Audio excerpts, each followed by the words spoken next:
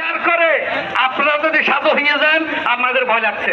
Please আপনারা বিচার করুন, বিচার করতে গিয়ে সাধু হয়ে যাবেন না, এটা আপনাদের কাছে অনুরোধ।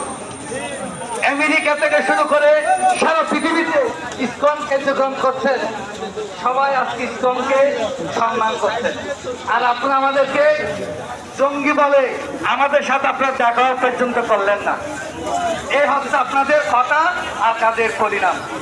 আমরা বেশি কিছু বলবো না, আমাদের মুখপাত্র শ্রীমকৃষ্ণবাবু বলবেন। আমি শুধু বলতে চাই, আজকে আমাদের লোক হয়েছেন 5 লক্ষ। কয় লাখ? আপনি আমাকে এখানে বসে দিয়েছেন 50,000, কিন্তু রাস্তাঘাটে সব লোক হিসাব করলে আমরা কতজন? 5 লক্ষ। এই স্লোগান দিয়ে দিয়ে আমরা বাড়ি ফিরে যাব, এই বলে আমার সংক্ষিপ্ত আলোচনা